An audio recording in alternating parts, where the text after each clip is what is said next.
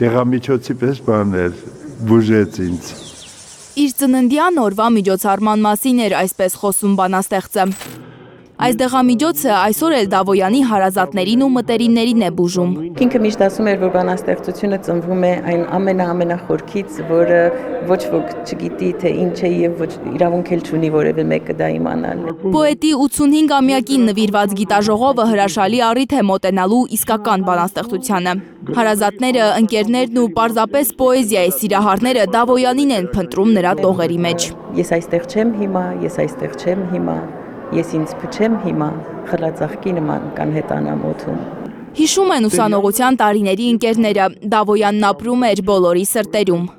Ուսանողությունը սիրահարված էր Ռազմիկ Դավոյանին եւ իր անձին եւ նրա պոեզիային, էպոս պատանության պոեմը անգիր գիտեին իմ սերնդի ուսանողները։ Պոետի կինը համաձայն չէ Դավոյանի ուսանողական ընկերների հետ, որոնք պնդում են, թե ռոմանտիկ չէր իրենց ընկերը։ Որպես անհատ ինքը հասարակ ռոմանտիկ անձնավորություն էր։ Հենց կինն է Դավոյանի պոեզիան համաշխարհային գրականություն դարձրել։ Արմինե Թամրազյանը խոստովանում է, որ ինքը շատ բան է սովորել բանաստեղծի գրքերն անգլերեն թարգմանելիս։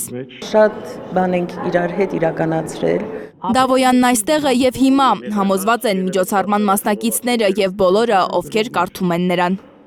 Լանա Համբարձումյան, Առաքել Օհանյան, Էլեն Յահինյան, Հայլուրի համար։ Զորավոր մի ուժ եւ ուզում են բոլոր սահմանները անցնել։ Հայաստանում ու աշխարհում տեղի ունեցող իրադարձությունների մասին առաջինն իմանալու համար բաժանորդագրվեք մեր ալիքին, սեղմեք զանգակը, որ բաց չթողնեք ամենահրատապը, կարևորն ու հետաքրքիրը։